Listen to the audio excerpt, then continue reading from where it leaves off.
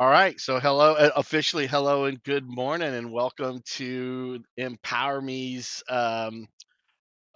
really next topic, big topic is always raise your standards.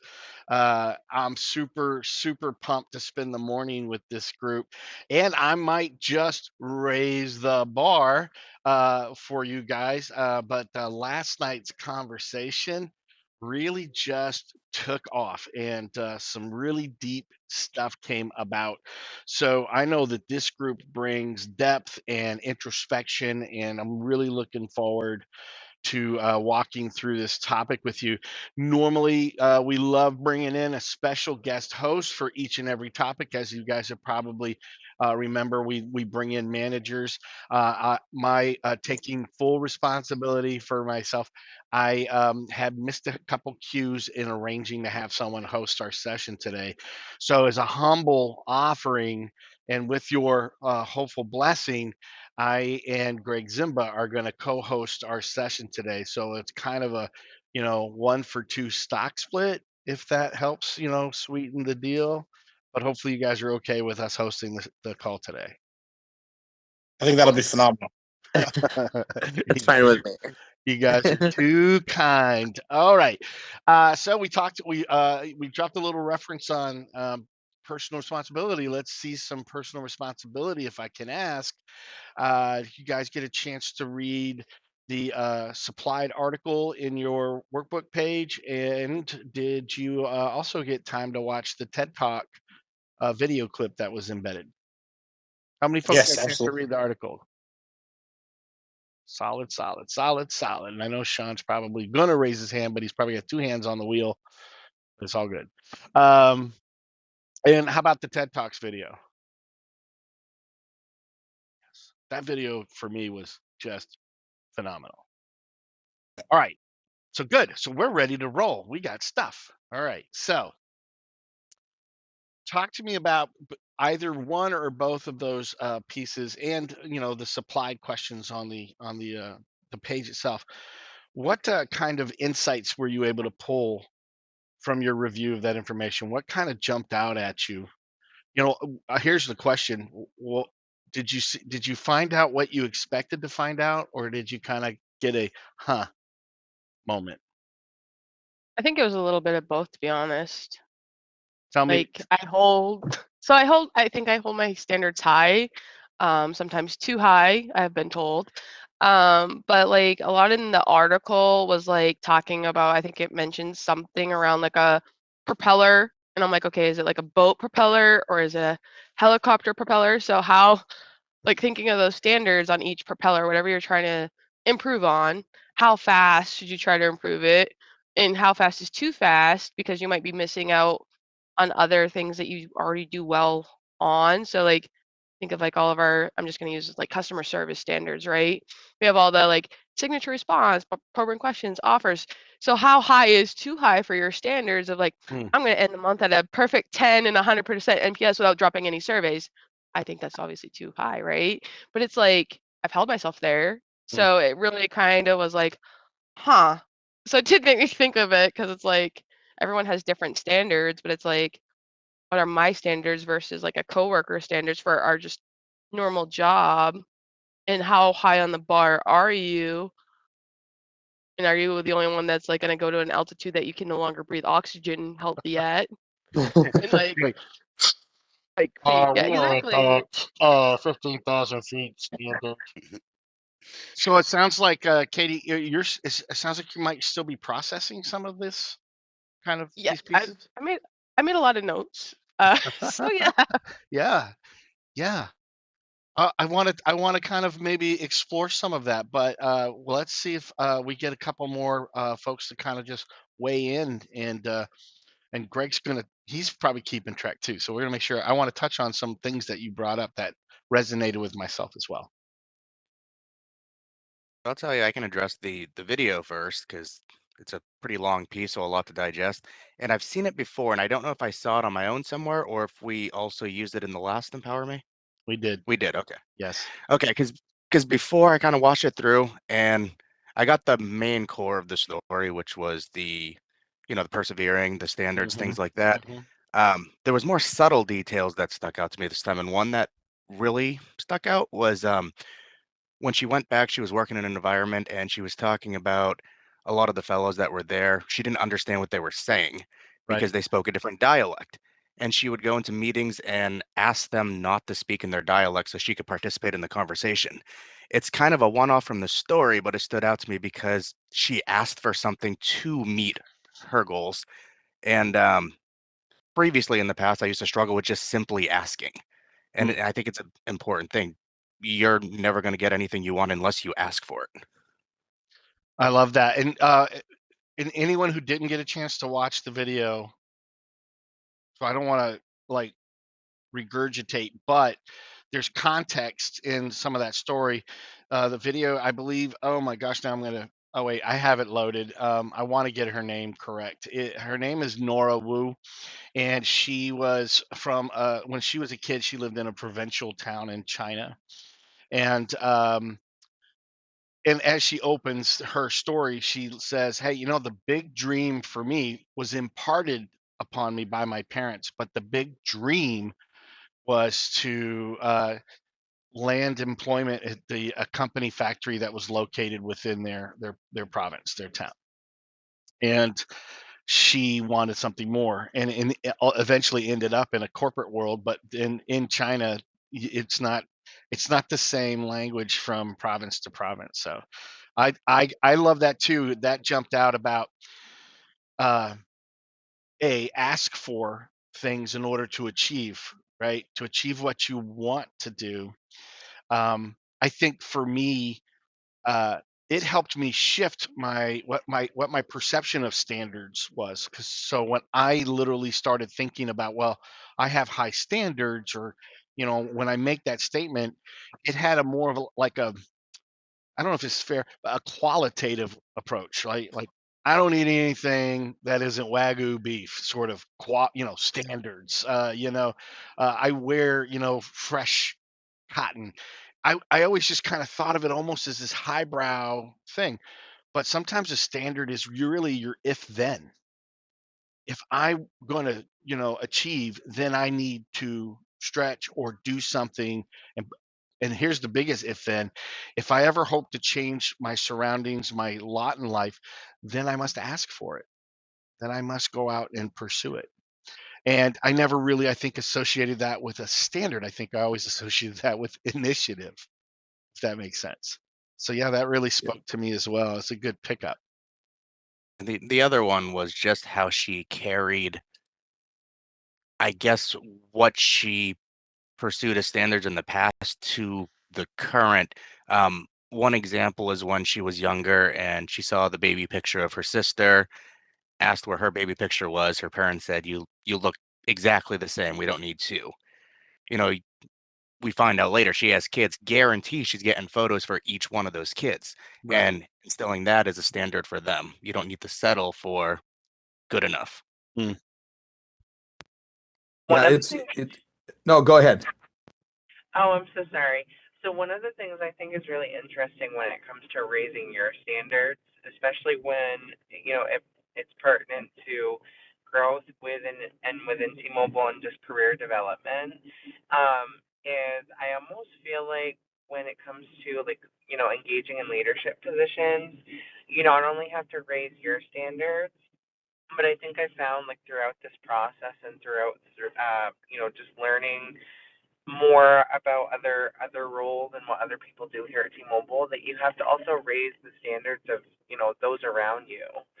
As a team, like when we work together to want to do the best that we possibly can, that's when we get the best possible work out of each other and out of ourselves. So I think that's a really interesting piece to this too. Sorry, I just wanted to share. No, I think that's awesome, Sean, and I agree, and I guess and what I don't want to jump the cart too far down the road of where we're going to end up, but I think that's part of it, right? Like we're learning different definitions of standard, but also that's still your standard, right? That you would want to raise the standards of those around you, or help those around you. So it's just another way of looking at it. To me, when I always thought standard when this case came up, very similar but different from what Red had to say. To me, it was who do I want to be known to be like? You know what I mean? Like, you know what, so and so drinks this kind of liquor, so that for it's cool, so I'm gonna drink that. Like, who am I trying to relate to out there so Sure. that from a perception standpoint or a perspective, I wear certain clothes, or I'll when I was in school, or a certain kind of car I want to drive, because, and you're doing that for your audience, right? You're doing that for the world to look at you, to get to walk away with an idea or an image. But that doesn't necessarily mean I had any personal connection to this stuff. I was just trying to represent something to the world, to my audience, to my coworkers, or whatever the case may be. And the more I started to read some of these articles, and we started talking about what those different standards were, it became a little clearer that that was the opposite of really what a standard is. A standard is who you are, right? A standard is what you believe in and what your values are and what you represent and how you hold yourself accountable. So I did almost a complete, I'll say a 90, I won't say a 180, when it came to this, and looking at some of these very personal stories. Oh, well, that's very interesting, and I appreciate you sharing that because, I've already learned something new today, and it's a really great way to look at a standard is your personal view on where you should be and where you want to be. So I appreciate that. I wonder if I can go back to Miss Katie's when she shared, and keep me real. But I don't know why I'm saying that lately. I've been dropping the double real. I'm trying to capture some lost youth. But keep me real, Miss Katie. I think what I heard in some of your insights, and that if I'm right, I align to, was, again, when we talk about standards, we talk about this qualitative piece, right? So I hold myself to this standard.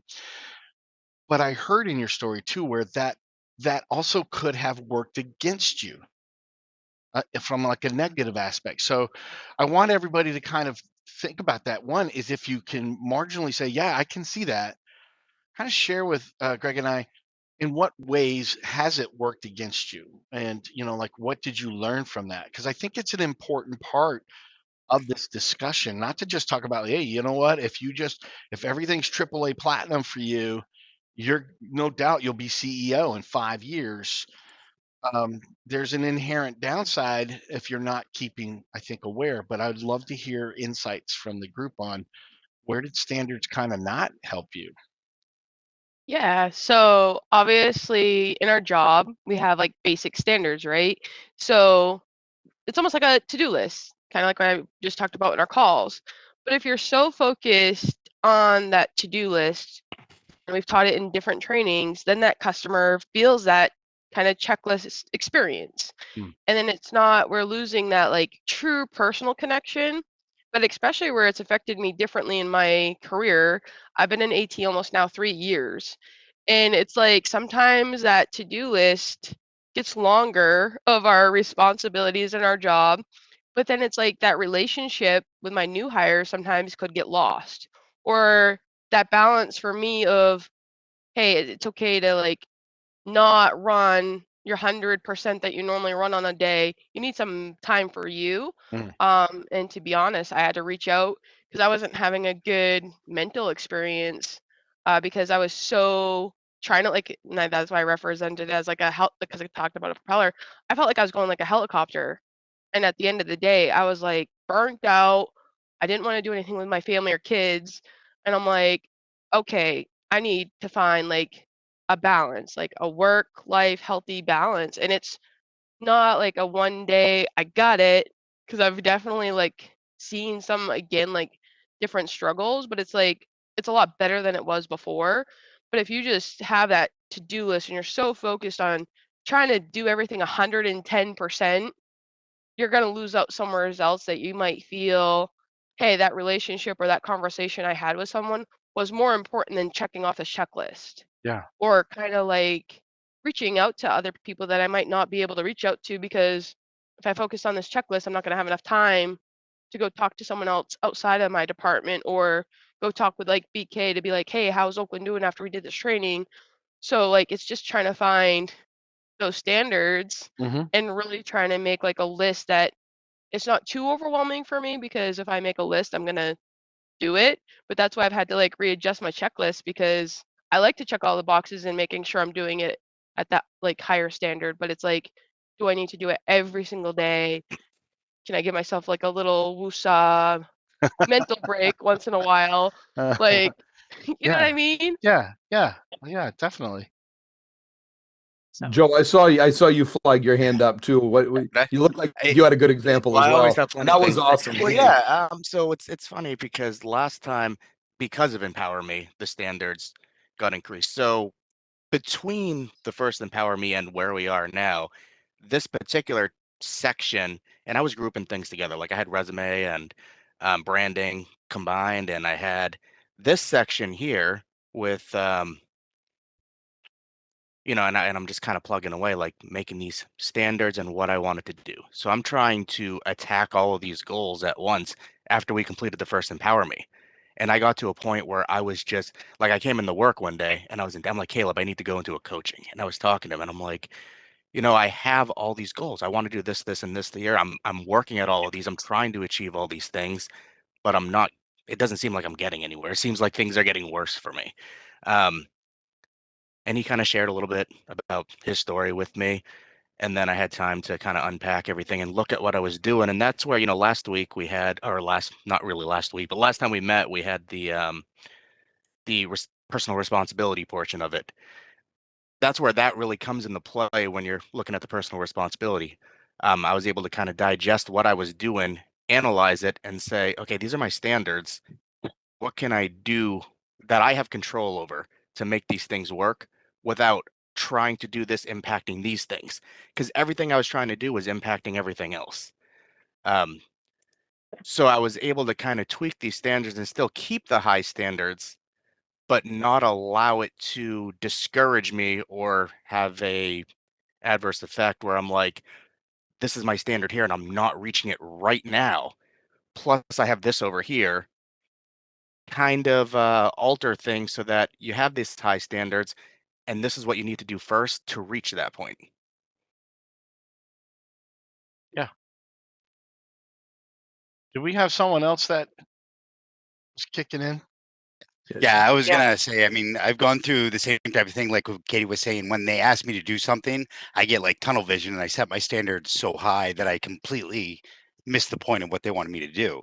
It's like I didn't ask for help or anything like that. And it's like that's what the support team is there for. That's you're supposed to work together and everything like that. And I just got tunnel vision and forgot all about that. So yeah, if they were asking me to do what I just expected, I just thought they expected me to know 100% how to do it.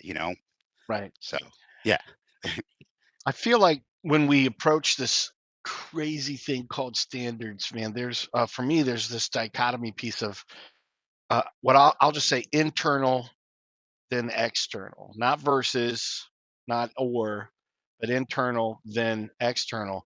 So standards that you hold yourself to, right? So like I loved Katie's story. I love like Joel, the way he approaches, his story was, and you when Joe, and you say, I come in, I got my thing, tunnel vision.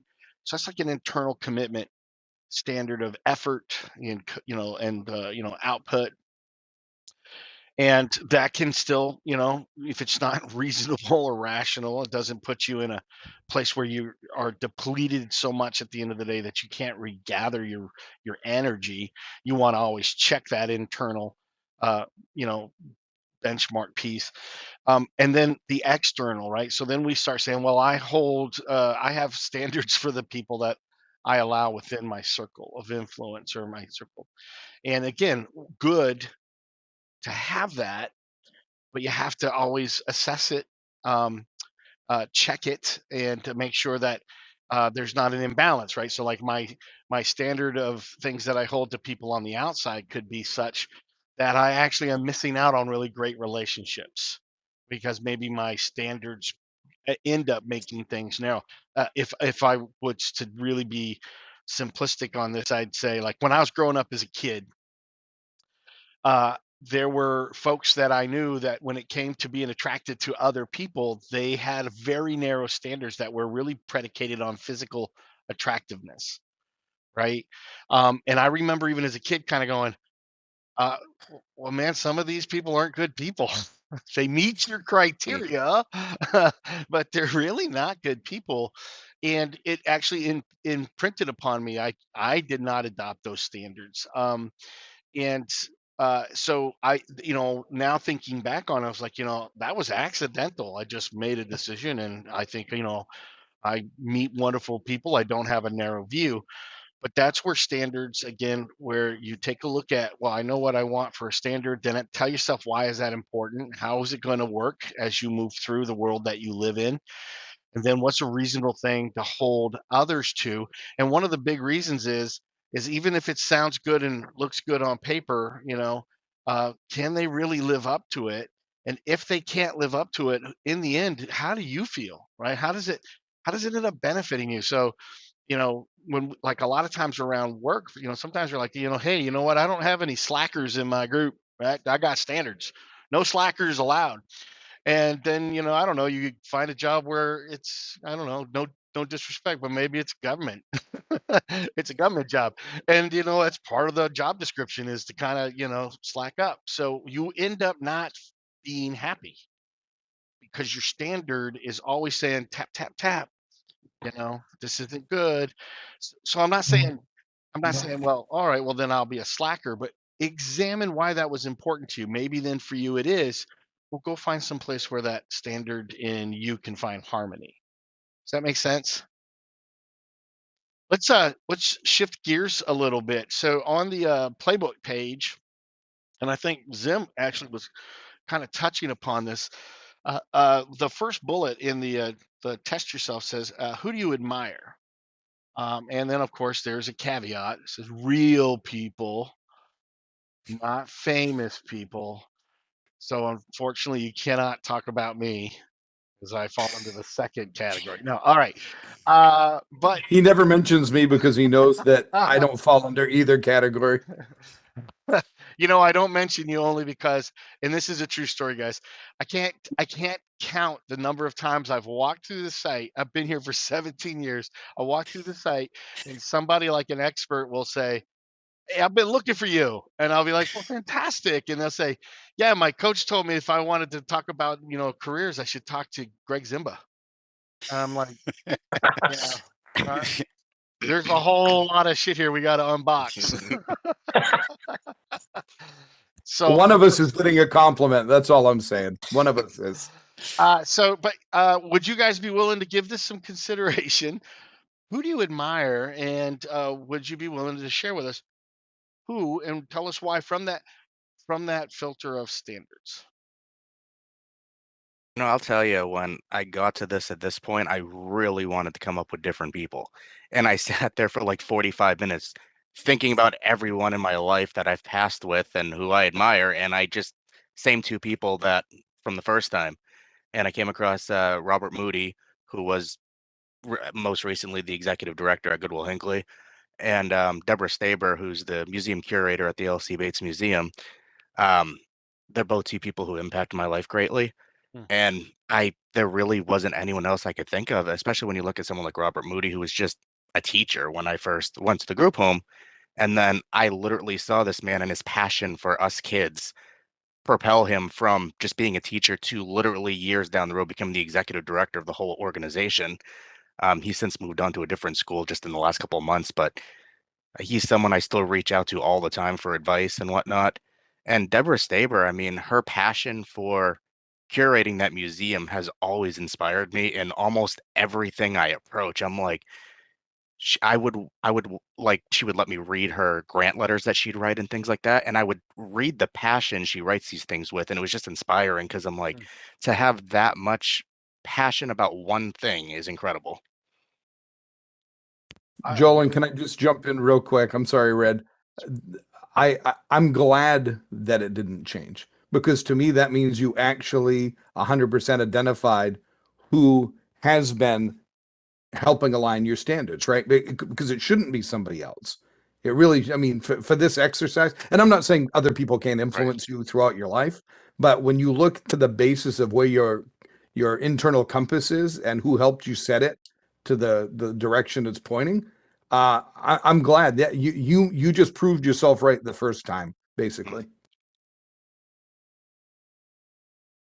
And I can share next. So there's a lady named Shannon Haynes.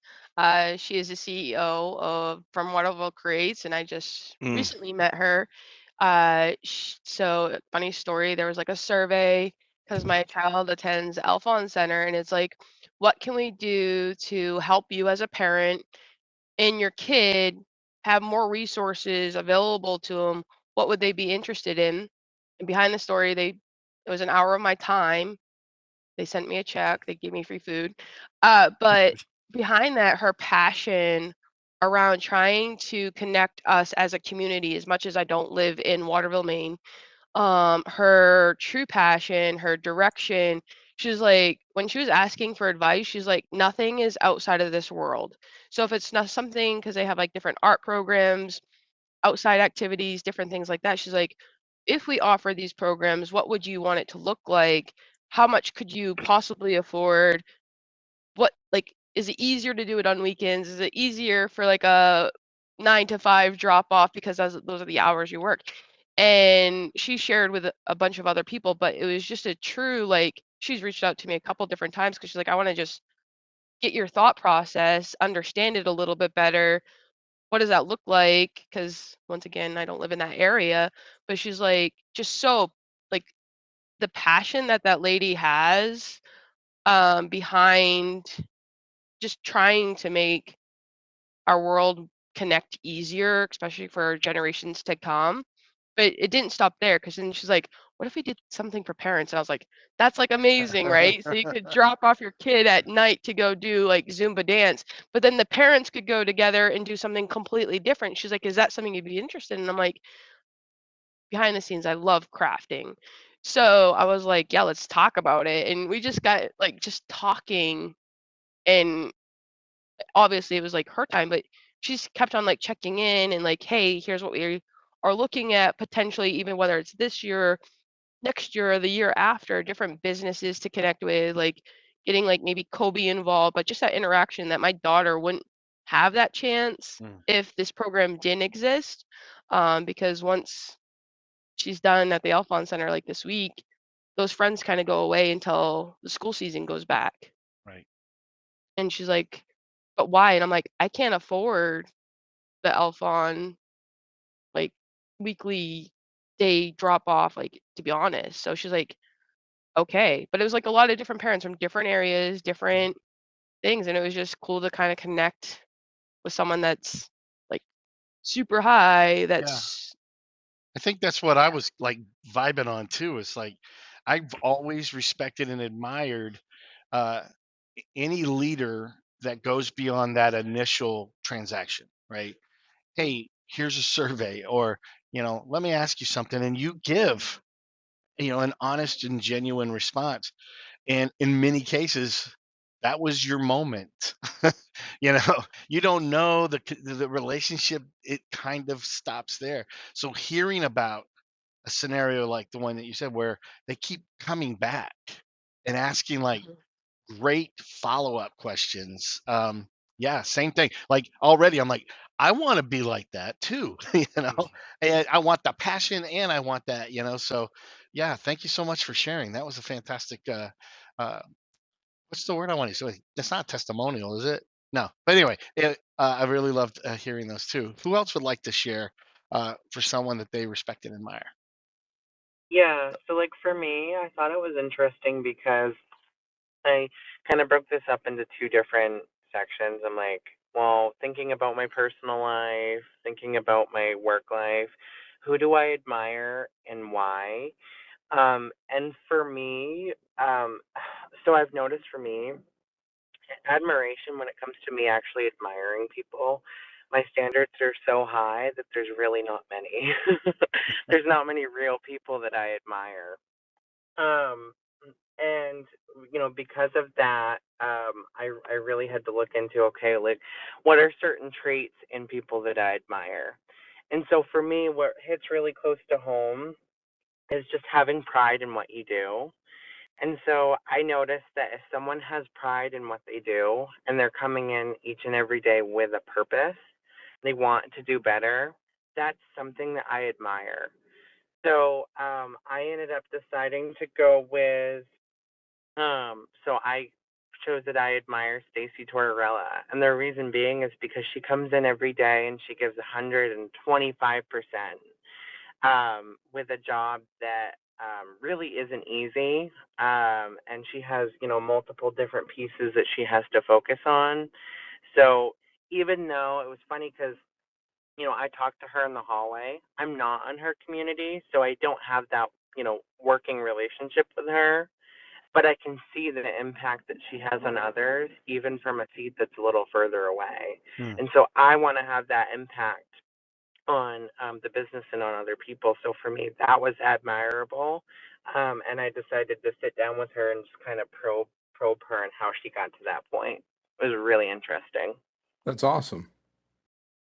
And that's a great call out, right? You're admiring traits and characteristics that you're seeing that resonate with you. And then that goes, that'll go on to kind of where we go from here once we get done circling the room, which is why. Why does that resonate with you, right? And then how do you how do you how do you really lean into that to create the level of success and uh, you know emotional intelligence that you're looking for? And I'll tell you, like, there was not one specific person that stood out to me. And I think it's because I have such high standards that I have a lot of great people in my life, a lot of fantastic people.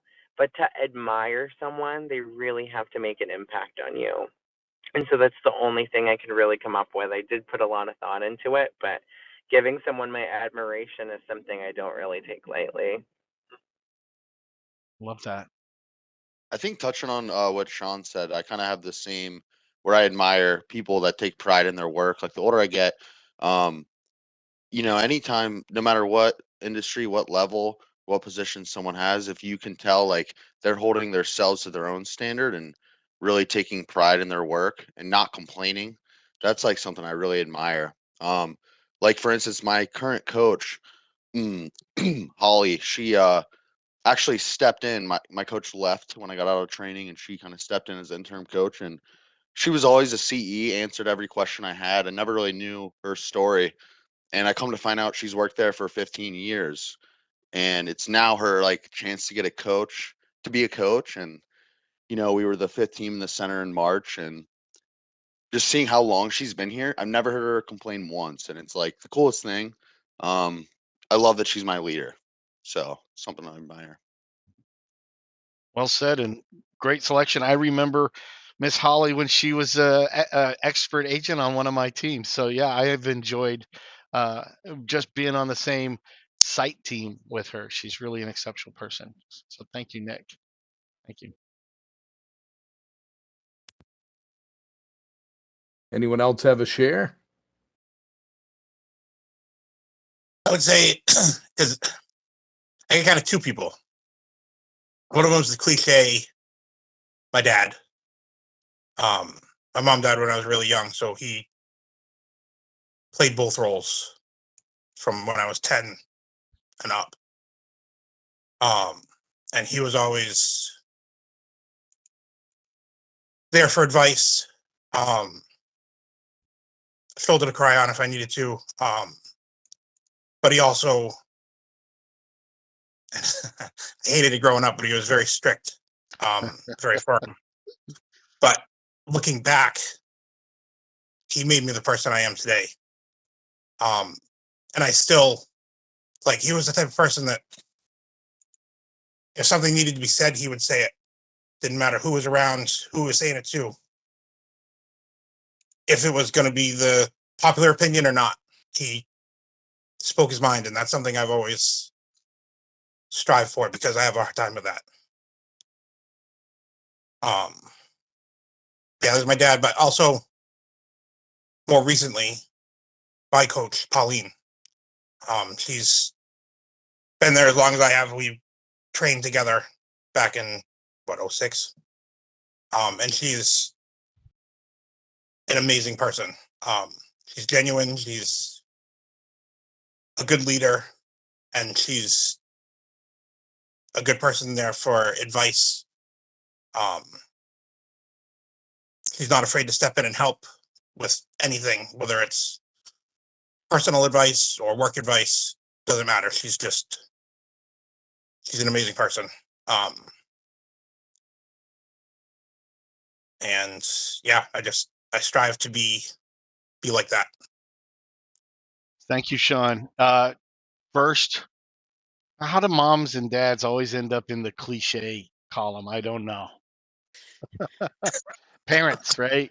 Right. But I agree. I think that was fantastic what you shared about your father, especially the duality in which he had to exist, and then how that affected you and what you saw as you grew up and how you applied itself. Um, and Pauline's pretty neat too. Another somebody that's just been so very consistent in the shadow that she's cast. I've always wished that I had her presence. I don't, Yeah. but I've wished for it. She's just so exceptionally good there. Um, Let me ask you guys a real quick one. Why do you think that that was a bullet in the page that we would want to ask? Well, who do you admire when we're talking about standards? I would say to get you thinking about the reasons why that's someone you admire, Mhm. to put in perspective what your standards actually are. Okay, I like that. Anyone else Yeah, because got a take? somebody that you admire, you're going to want to model your standards after those people to an extent. Yeah, I think there's this wonderful nuance that we could probably spend a whole nother hour talking about. When you see somebody that you admire, where's the line between they have something I don't, or they have something that I do? They just do it different, or more often, or with more depth. Do you know what? Does that make sense? Like, there are times in my circle where I see something in somebody that I'm like, man, I really respect and admire that. Why? If someone asked, I would have to say is, well, because I also have that standard, or that, that piece. But the way they do it is just right. I want to have that part. I want to have the consistency, the frequency, the impact, maybe.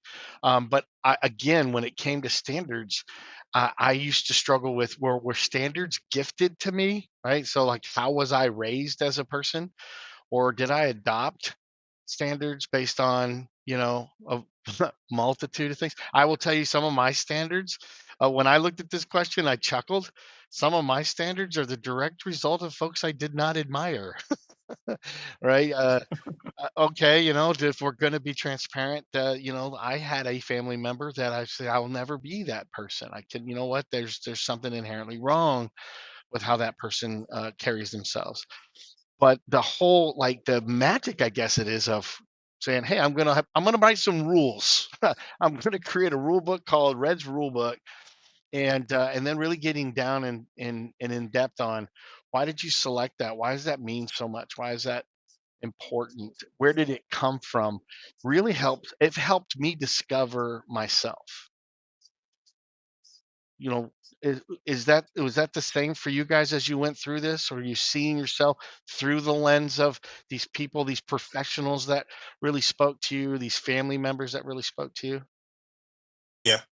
Yeah. Absolutely, and that's where, like you mentioned, why is the parents always a cliche? I don't think it is. I thought about that too. What about my mom? She worked 3 jobs, she did all these things. What about my house parents there? They took on other kids as their own. I don't have them in that category because of those specific attributes that you see yourself in. When he's talking about his dad, he laid out the Mm, specific attributes that, inspired him, what he wants to achieve, and that's where I think it, differentiates, and I agree with what you're saying, Red, with exactly like you said. You saw some people, I never want to be like that, but then you find yourself kind of adopting some of those mannerisms. yeah. So, thank you guys for sharing. I'm going to take everything that you shared. I want y'all to take what you've shared.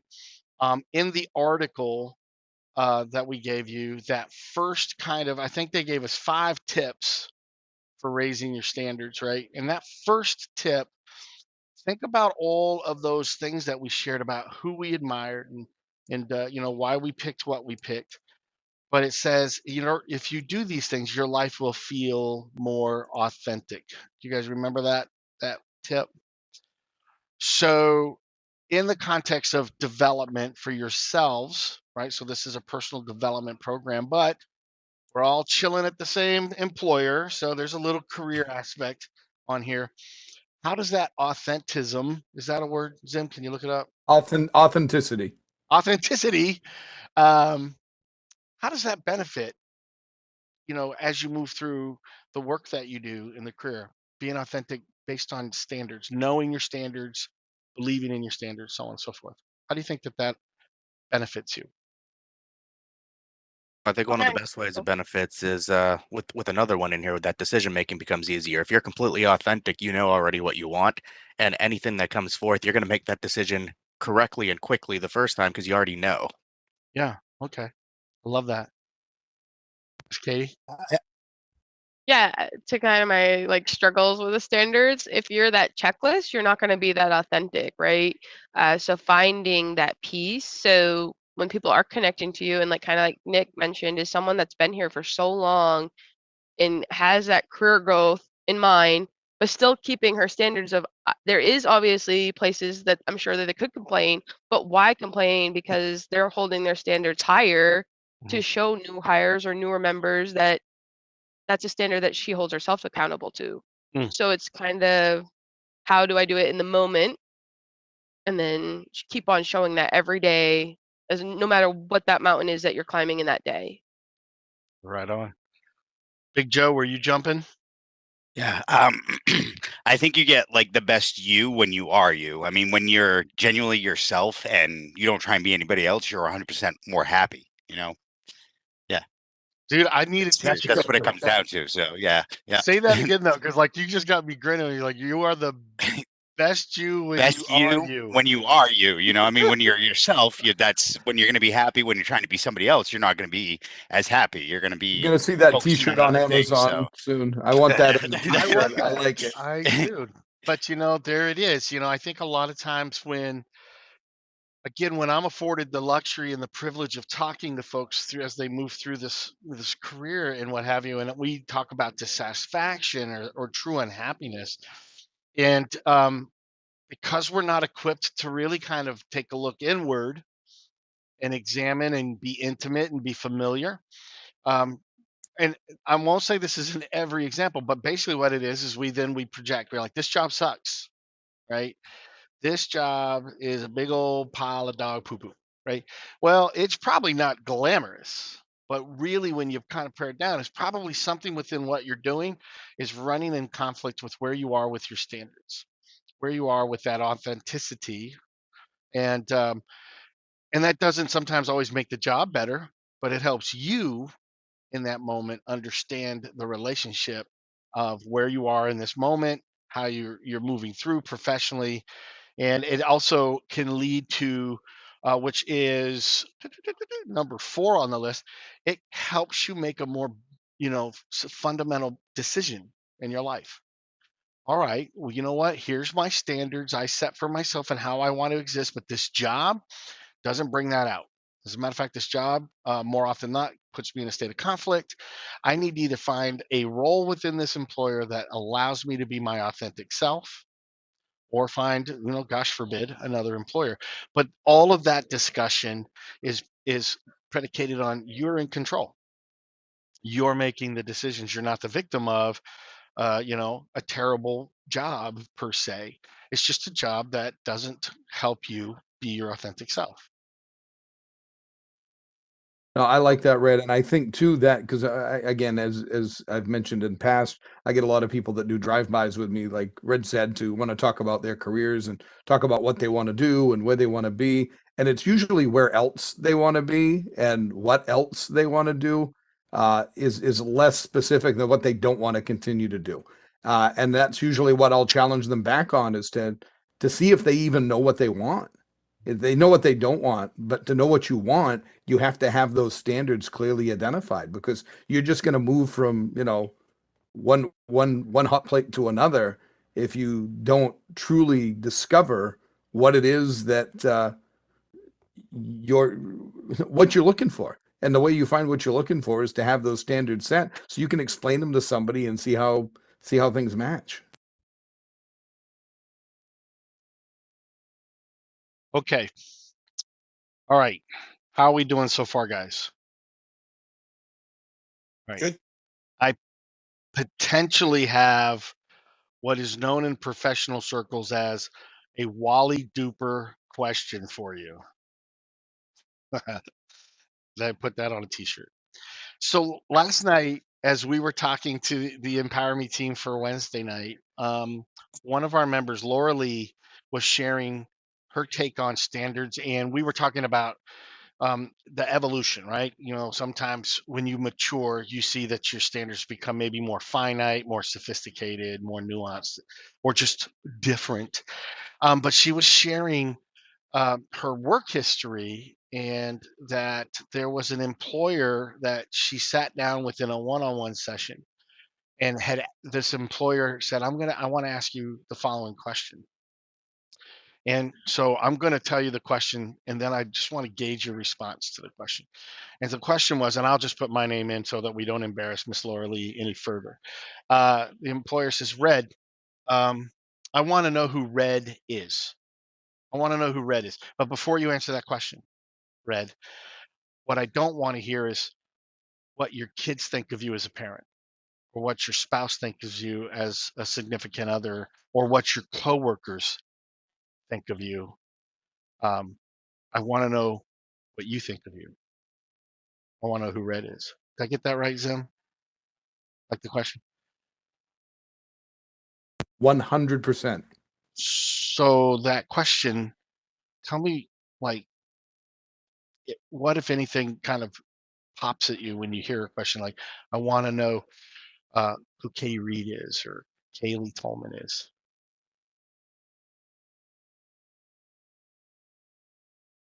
How easy of a question is that for any of you to answer? Do any of you have an immediate? No. I got Buddy nothing. the elf. That's think my my immediate answer. nature is tricky. Yeah, I mean, I ask myself that all the time, to be honest. And a lot of times when I ask myself that, it just starts a snowball of what ifs and missed opportunities Mm. instead of, I really have to look deep and try to get myself back on track and think, okay, but what about me? What about me as a person has led to any of the positive things in my life? And then I can start going through that to try to reel myself back into reality and not spiral. Yep. And I Well, think it's a oh, no, go ahead, Katie. I think it's a big thing to show or tell who you are as a story, right? But I think we focus too much on like, and I've been guilty of it. We used to do L&D intros, and I'm like, I'm just an AT, and someone's like, you're not just an AT. Like that's a career goal. Like some people obviously still have that as a career goal, but they're like, don't limit yourself there. Like when you do that intro, like how can you share yourself in that spotlight that you earned? So I Mm. think sometimes when we get focused in like career development or that next role, it's just like, yeah, I'm just an expert. Like when I was an expert, that's what I said. I'm just a tech expert. And they're like, no, you're a great tech expert and you help our community. Like be proud of who you are, but don't get so focused in like all your accomplishments. You want to tell people like who you truly are as a person as well. So I think there's where it's once again that balance of how do I not tell you that I have like all these certificates and like different things or different education pieces is because that's not what they're looking for. They're asking who you truly are as a person. Mhm. And I think it's to Joel's point can be sometimes a snowball of an answer because it's like you're focused on I didn't get the last trainer spot, right? I'm not meeting Lenny standards to get that spot. So I'm just once again an AT. But how do you change that when you tell people who you truly are? I'll tell you, Katie, as a trainer, like there's a few of them at the center. It's not just you. But if I ever have a question that I'm not sure about that I know training handles, I typically go to you because you are very approachable and tell us the answer with confidence. I appreciate Because that, Joel. she's smart as hell. Right. Yeah. But it's just like one of those things I think and that was hard for me, like when you focus on career development, it makes you not so confident in the role you're in. Or if you don't win in crowd, or if you don't win winner circle, it's like, I'm just going through the motion and at my job, but I'm not at that standard Mhm. of hitting that performance standard that I've had my whole career goal. And me and Red have had that great conversation. Is your performance is just a part of that pie, and my standard was I want a big part of that pie. And sometimes I bite Yeah. too much of that pie for myself, but it's one of those standards. That was my career goal. Like get in crowd in like my first year. I didn't hit that goal. And I'm like, damn it, like why didn't I hit it? And I reflected on all like those little surveys, like how could I have avoided it? And then you're just in that spiral, Mhm. focusing on all the things that you could have done. But it's like you got to start today to be the best you, to Joe's point, and get more authentic to yourself. Like be the best yourself that you can be every single day. Work that one step harder to be a little bit better than you were the day before. Yeah. I mean, one brings the other, right, Katie? Like, if how can you expect to be the best of the best if you're not necessarily even bringing your best to the table? Like Right. you're because you're not allowing yourself, because you're putting yourself in a box that you're worried about how others see you, instead Exactly. of being true to yourself and then learning how do you you know, maybe dull the edges or sharpen them up based on the reaction and the response that you get. But if you're constantly trying to live in an expectations shadow, that makes it very difficult to ever be yourself. Yeah. I'm watching our clock, and I want to be mindful too of where we're at. So if I could, I want to share with you, like, so the impact, the question, when she shared her story last night, I actually, like, I felt a pit in my stomach. I think that was me really, really taking a hard look at myself. And so for me, the question, first, it exposes kind of a thing that happens to all of us, and that is, it might be safer to express ourselves through a lens of somebody else. Right? So, hey, I'm not going to stand here and tell you guys that I am an exceptional father. That seems so arrogant. My kids give me good scores, though, right? And I'm being a little light about it, right? But it's safer to say, "Oh, who's red?" Well, father of four. I love my kids very much. Uh, you know, uh, and then I'll talk about that my wife is fairly fond of me. And I'll kind of go through that. But what's really happening subconsciously is that I'm not actually making a declaration. I'm just kind of referring, and it's safer. But the trade-off is then I don't know then what I think I heard like confidence a little bit too in what you shared, Katie, is I don't know if I have the confidence to stand and say, well, those same things, but then from my perspective of the standard that I had is to be a parent, right? Or the standard I had to be a committed spouse in a relationship, or the standard that I have to be a functioning member of an organization that I work with. Um, and the question as it was put forced me to say, well, what would you choose for the words? Because the moment we speak them, right, you guys know this, right? It's just like when they say the moment you write a thought down on paper, it's a commitment piece. Your brain knows it, even if you don't like it. The same thing with saying something out loud is you just kind of inked it. Here's who I say I am and why. So for me, I love the question. I took it on as homework. So I'll let y'all know that I didn't assign it, but I made a declaration that I am going to dedicate time this weekend for some reflection. I want to be able to answer that question for myself. And the reason why I want to do it is I think it will help me with my authenticity. It'll help me Mhm. with my authenticity. And then it will also help me cement on something that I think we may have mentioned earlier, but I'm going to drop it as a reference. But it's that number 5 on the list. All right. So, number 5 on the list is that you have a stronger identity when it comes to standards, which then helps establish and cement your brand.